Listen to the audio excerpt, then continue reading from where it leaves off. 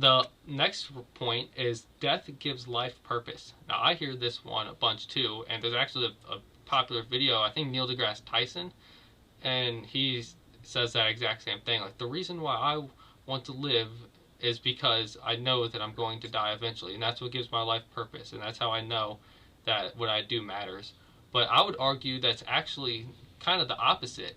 To say that death gives life purpose, I'd say that death kind of gives life no meaning at all, and the only thing that matters is being alive to be able to actually consciously make decisions and interact with the world. You know, if you were just gonna live and then eventually you die, it almost has not as much of a meaning. You know?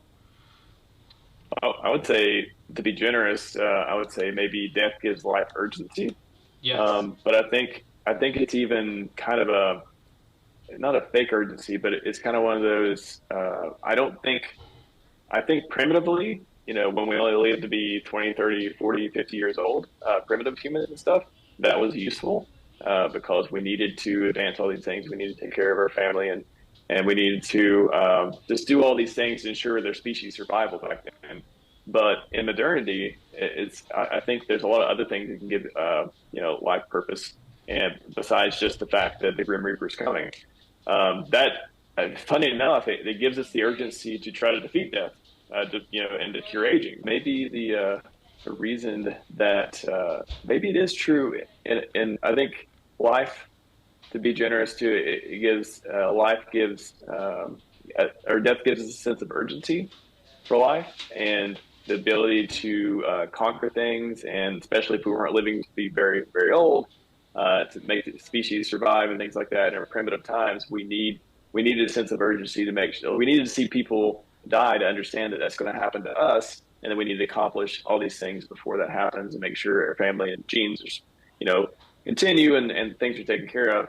But funny enough, maybe now, maybe it gives us that urgency. Death gives us an urgency for life now, but I think that also motivates us to defeat death, or at least delay death. Not we're never going to defeat death as biological human beings and creatures, but to delay it and to defeat aging in a way.